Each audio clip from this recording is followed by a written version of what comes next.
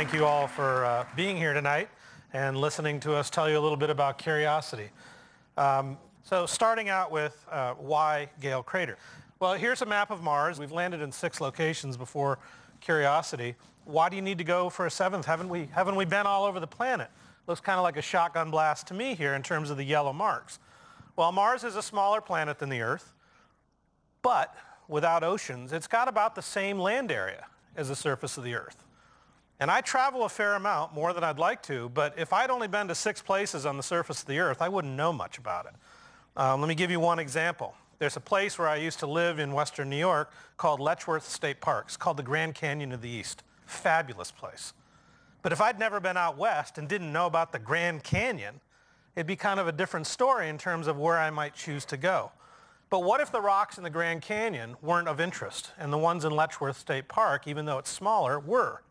So what you really need when you're looking at landing sites is not only do you have to know something about the planet and where the good places are, but you've got to bring together the expertise to be able to look at those places and find out which ones are the most relevant for the kinds of things that you want to accomplish with your mission. So we started with about 65 landing site candidates from our science laboratory, Curiosity. We whittled it down to the final 4 that you see here in white: Holden Crater, Eberswalde Crater, Marth Vallis, and of course Gale Crater, where we ended up going. And just to give you a sense of what we found attractive about those 4 places, and I'll point out that the yellow ellipses that you see here are all 25 kilometers long by 20 kilometers high. We've got Marth Vallis in the upper left. There's the stratigraphy, these layers of rock that we see there, that we see a sense of different kinds of clays from top to bottom. And it's an ancient set of rocks that tell us something about the earliest history of the planet. A question about Marth was, how did those rocks get to be there? And we never really could get a handle on that, although work has been moving forward. Down here in the lower left, we see a place called Holden Crater. It's about the same size as Gale Crater, about 100 miles across. And here we see along the side of the crater sediments that have been washed down into a big fan. It's the best alluvial system preserved on Mars. Over here in the lower right, we see Eberswalde Delta, a place where we might go and sample sediments that have been deposited by water running down through a river in the ancient past. The problem or question about these 2 on the bottom were they occur relatively late in Mars history compared to when we think it was the wettest. And if we got there, we're seeing a fairly narrow period in the history of Mars. So we want to know relative to habitability when those things occurred, we might want to sample a place where the section that's preserved is much older. And that brings us to Gale up here in the upper right. You'll notice that in this 100-mile across crater, 150 kilometers across, there's this mountain of material, 5 kilometers or 3 miles high. And the layers that are in that mountain are very much like pages or chapters in a book. And when we look at the chemistry or the chemical composition of those layers, we see a transition from the kinds of things that were deposited in water and wet conditions near the bottom to drier things as we move up through the section. And so Gale became a chance to sort of read the chapters related to the changing environment on Mars from when it was wetter to when it's relatively dry today. And that's why we picked Gale Crater.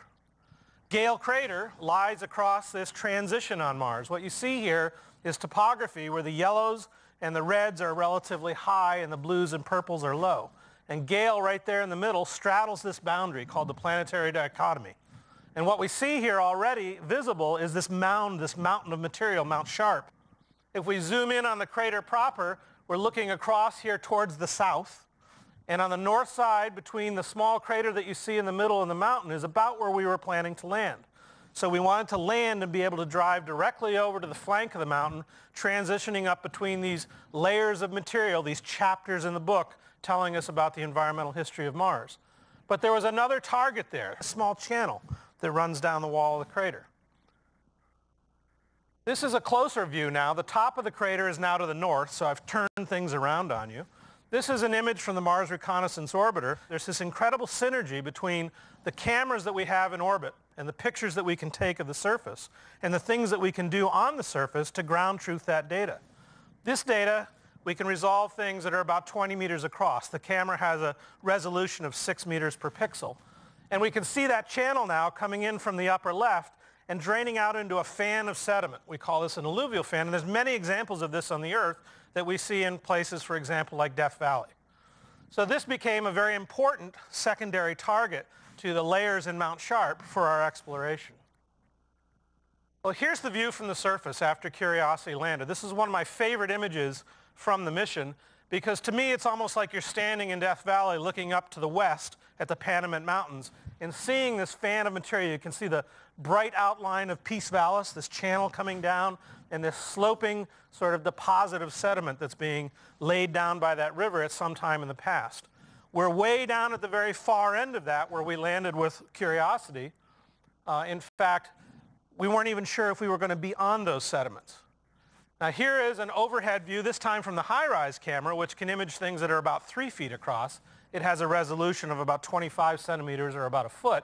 You can see where Curiosity landed, the two blue spots over here on the left, and those are the tracks of the rover. When we landed, because we had mapped the surface of our landing ellipse before we got down to the surface of the planet, we knew that there were some different terrains that we were likely to sample, depending on where we landed. And because we landed at that spot there, we happened to be very close to 3 different kinds of material that were sort of like a Rosetta Stone, we thought, for understanding the geology of our traverse as we went across to Mount Sharp. Most of the material for the left 2/3 of the image was one type, in the lower right corner was another, and then the brighter whitish blue stuff up there is a third. Seeing this juncture of these 3 different materials, knowing that they held clues to what was going on in Gale and that they might be related to that alluvial fan, drove us literally in the opposite direction that we intended once we got down on the surface. Mount Sharp is down to the lower left, your left, my right. We went east, we went to your right. And it paid off. Very soon after we got started, we started to find these outcrops. The pebbles that you can see weathering out that are rounded. Becky Williams, who's here tonight, was the lead author on a science paper that first described these as deposits related to that river flowing down the side of the canyon.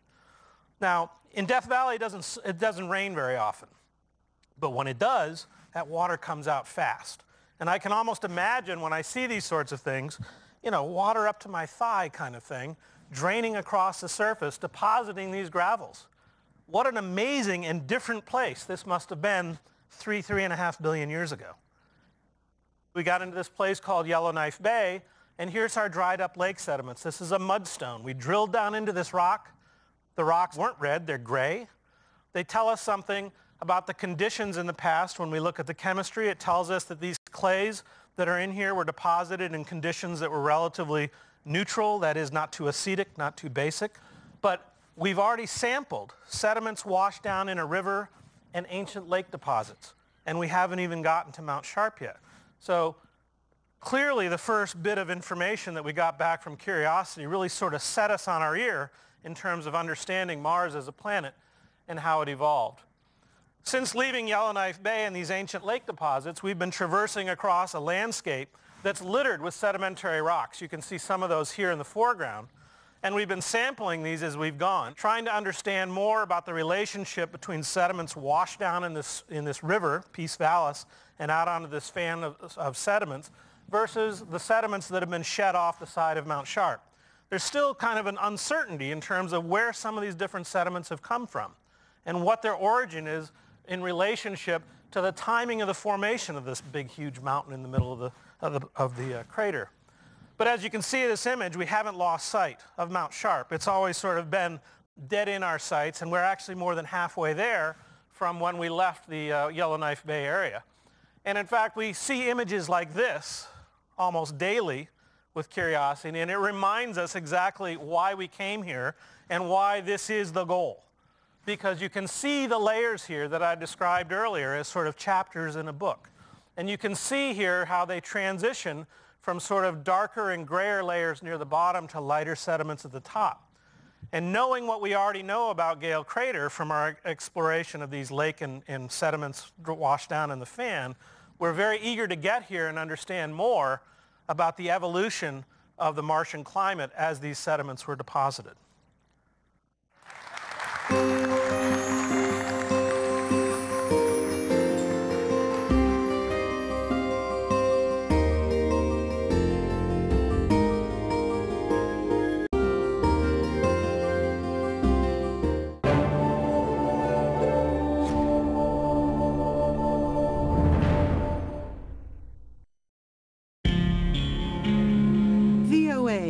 exploring the world around us.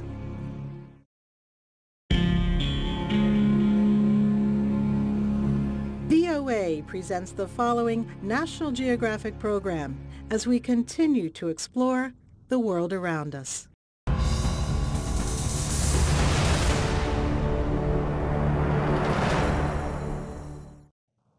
South Africa has one of the most sophisticated and extensive networks of marine reserves on our planet. Home! My home. I get to go home. You know, after 10 years on the road, and I was gone sometimes 300 days a year, I got a bit tired of not being home. So the next story that I proposed to National Geographic was actually a story about my backyard. I wanted to actually tell the story about our network of marine reserves. Marine birds normally don't feature all that much when we talk about marine reserves. However, this is what happens when they don't feature in management. This is a picture that I took on slide film in 2003. It's a place called Malchus Island. And I went back there for the article last year, and this is what I found. Major decrease in nesting numbers because even though this island is protected, the fishing grounds are not. The sardines and the anchovies that these birds eat are overfished. So a lot of these youngsters die on the nest. It's a place called Mercury Island in Namibia. And this is the centerpiece of the Namib Island Marine Reserve. And here for the first time, people are trying to connect the nesting grounds and the feeding grounds of these birds together. Mercury Island has a stable population of Cape gannets, bank cormorants, the most endangered marine bird in Africa, a stable population, only place. Penguins, African penguins, they can't fly. So what happens is they can only swim a certain amount of distance before they have to go back and feed their chicks. So they're the first ones to abandon and starve. Here, these guys are not starving, are they? Penguins heading out to sea. This looks like a really calm and beautiful sea, and it's, sunny, and it's just this sort of idyllic place. And this is what it looks like when you're trying to take this picture.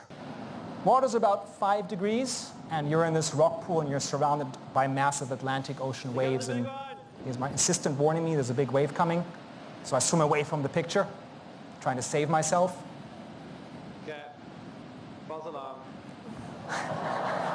So I used to try to swim back again, and this goes on for hours. And then he misses the flipping wave. And here come the penguins. I'm going, what's going? You're supposed to be there.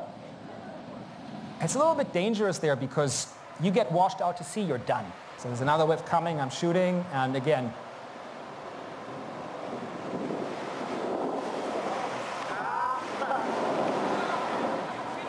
Anyway, most marine reserves in South Africa were actually, they work great for biodiversity, except they were imposed on the local communities. And so even though, they biologically and scientifically they're amazing, most local people do not benefit from these reserves.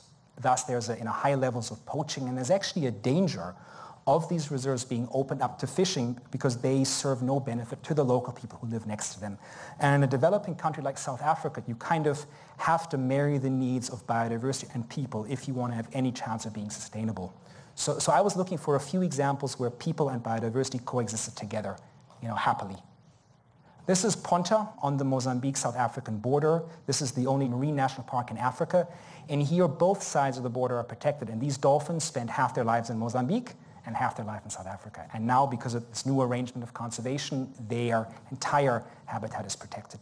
But the reason I went there is because they have a really interesting perspective on how to integrate people into the marine environment. The rangers, instead of doing anti-poaching patrols and arresting people, they built a school. And they're teaching kids. The philosophy there is we first have to give the local residents a benefit, and the benefit here is education. And this is a little video of them learning Portuguese.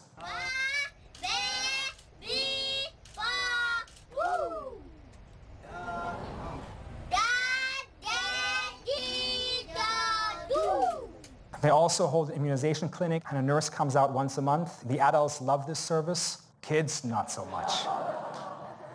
This little guy was not a happy chappy. But again, this is one of those great examples where, before enforcing regulation, they wanted to give the community benefits. Further north in Mozambique, Vamizi Island, again, an interesting case study where you have a luxury resort and a fishing community on one island, and together they agreed to protect half of their coral reef from all fishing. And for the last 10 years, and now the fishermen reserve is so good that it's actually exporting fish biomass into the fishing zones on the outside. And now these guys are having better catches than ever before. So again, there are ways to marry biodiversity and people, and this is what has to happen in South Africa if these reserves are going to have any hope in surviving over the next 5 or 10 years.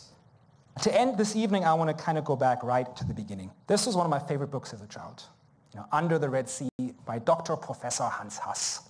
He was an Austrian diving pioneer and biologist. And, one of my biggest wishes as a kid was to sort of, be in one of, in the situations that he found himself. And, putting this presentation together, I came across this image and I went, sheesh, I've already had those experiences. So, full circle, 12 years later. And thank you all so much for coming.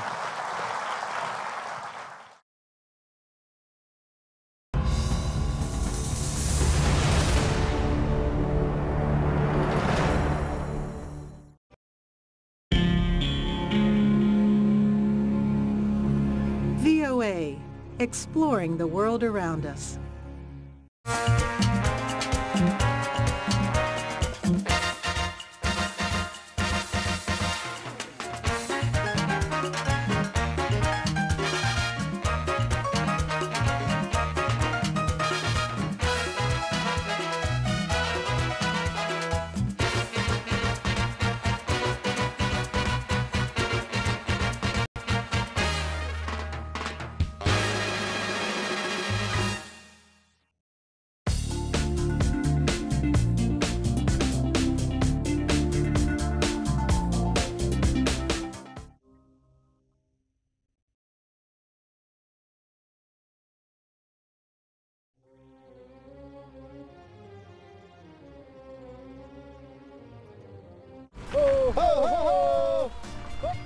From Arizona's majestic mountains to the crashing waves of Hawaii, you'll find American agriculture at its best in some beautiful places.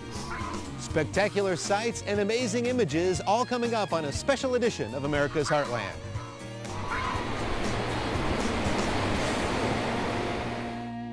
You can see it in the eyes of every woman and man in America's heartland, living close to the land. There's a love for the country and a pride in the brand. In America's heartland, living close to the land.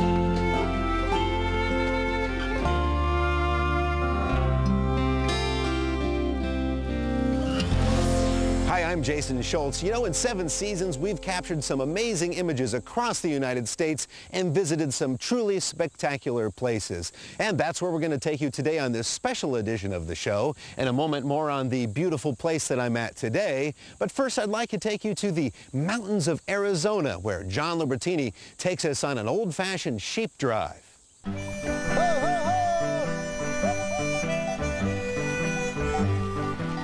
Driving sheep from the desert floor to the mountains of Arizona is a yearly ritual for Dwayne Dobson and his family.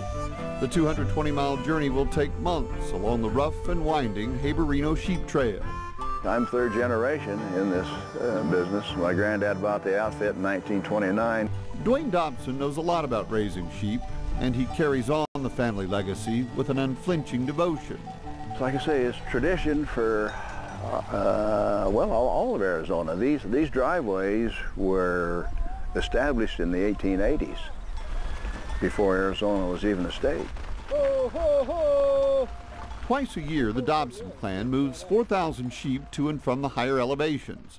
The cooler temperatures are more favorable to the stock, and summering in the mountains provides access to better grazing land. Arizona sheep ranchers raise more than 150,000 animals each year, a small segment of the more than 6 million plus sheep on ranches across the country. Good morning. How are you doing? Mark Peterson took over the job for his father-in-law 15 years ago. It's a unique equation that we were able to spend that time transferring from the lower elevations up to the higher elevations, and we actually follow kind of the temperature climate up the hill. It's more like staying a step ahead of the heat. Now, these sheep will travel anywhere from 6 to 10 miles a day, and in some cases they will do it over very rugged terrain. But they will take every to higher ground. Used to be more than a dozen ranchers guided their sheep into the mountains for mating season. But the Dobsons are the last of a dying breed, and word is spreading. Oh, look at. So on this late April morning, crowds gathered east of Mesa to watch the flock cross the Salt River at the Blue Point Bridge. Okay, we're on the road. It's a carefully choreographed move. Mark, Dwayne, and their crew bring half the herd down to a staging area, wait overnight, then race them across the bridge at sunrise. It's a fading glimpse of ranching history. Jan Stasiak has been waiting for 2 days. Oh, I'm very excited. Kent Miller and his grandson are playing hooky from school. I didn't want to not experience it. It was like a historic event for me. So, and I want to take my grandson, I want him to experience it. The flock moves carefully across the asphalt, then kicks it into high gear with the surge of a much bigger herd. The sheep almost instinctively know the way. Well, how's it going? Wonderful so far.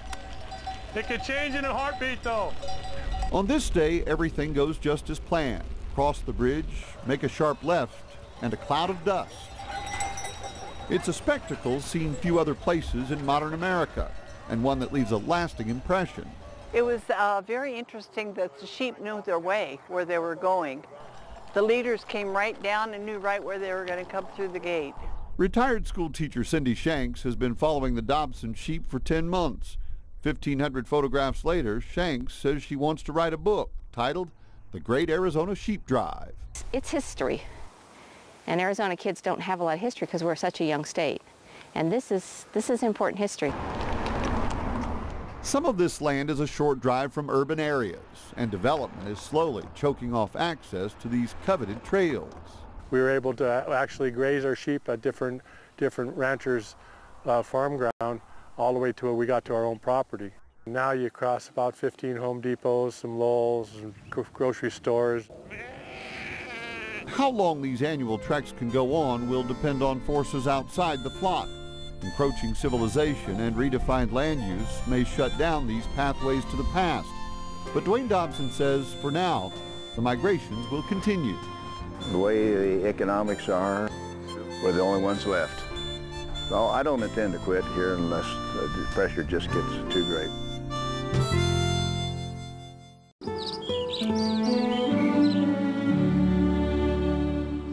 The townspeople of tiny Walsh, Colorado know what it's like to be surrounded by the picturesque beauty of rolling wheat fields. They're separated from other population centers by dozens of miles. And one thing they found out, that separation can lead to isolation in times of trouble. For miles, nothing but rolling fields of grain.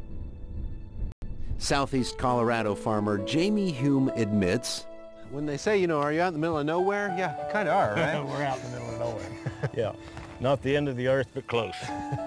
The closest town is 18 miles away by gravel road. You guys find everything? Yep, we have spark plugs too. Okay, spark plugs, all right. In Walsh, Colorado, he can get his auto parts from Rick Mills.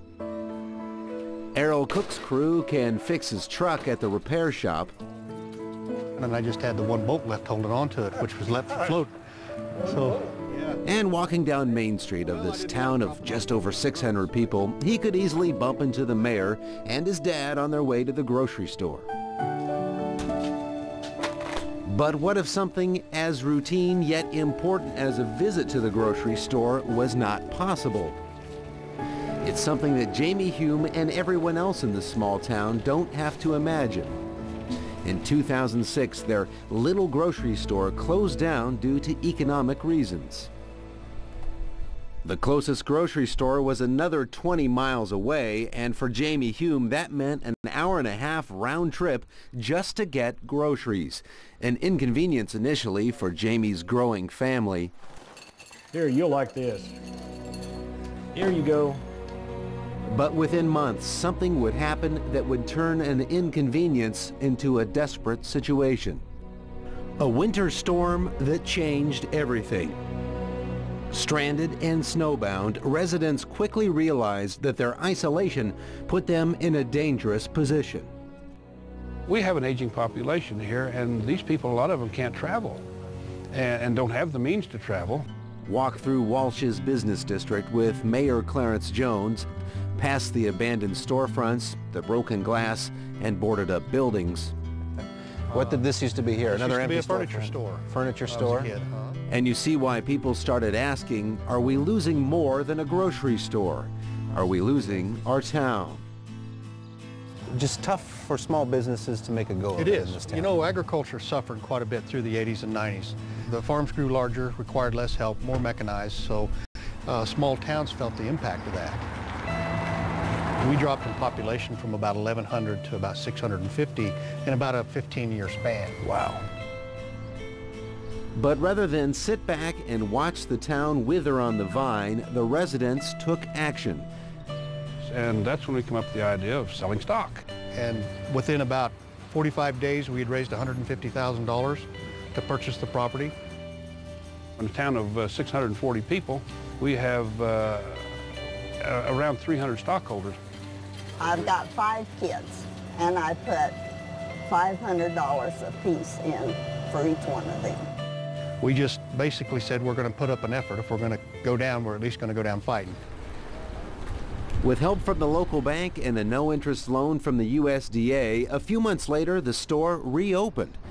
And today, the Walsh Community Grocery Store is going strong, generating tax revenue for things like road repair. While customers bring their weekly shopping lists, in the back storage room, the board of directors meets. Familiar faces, the mayor, farmer, local merchants, and retired bank executive Judy Bissona. And we're getting set up with the gift cards today. Even their own supplier predicted this scheme would only last a few months. What kind of sales did you have last year? We had about $1.2 million in sales. The meat department here is one of our pride and joys. It's an outstanding part of this grocery store. Look at that T-bone steak. Looks good. The pride here goes beyond the meat department. Other small communities facing the same dilemma have heard the story of the town that pulled together. Now Rick Mills' phone rings with calls from across the country. How do you fix this? What did you do? Can you help us? Where do we start? They're happy to share their tale with anyone who's interested, with a cautionary note. Those hundreds of investors haven't gotten any of their money back yet. All of the store's profits go right back into repairs and new equipment. But the residents here weren't looking to get rich. They invested in something that can't be calculated, something hard to quantify. Maybe hard to understand if you've never lived in a town like Walsh. But the dividend they've gotten is undeniable. There's kind of a revitalization hope and effort going on in town. Everybody seems to have a uplifted feeling, and the grocery stores really kind of spearheaded that.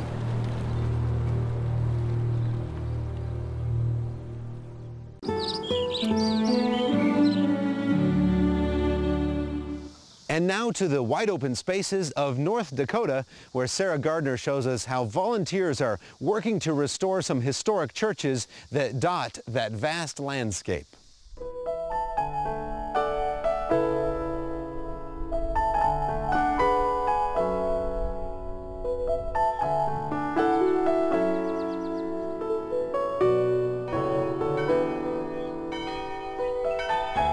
It's been a prairie landmark since right after the turn of the century. Trinity Church was once the spiritual center of this North Dakota farming community, but population shifts in the 20th century moved families from rural communities to the city. Congregations grew smaller, and like many other churches, Trinity was left behind.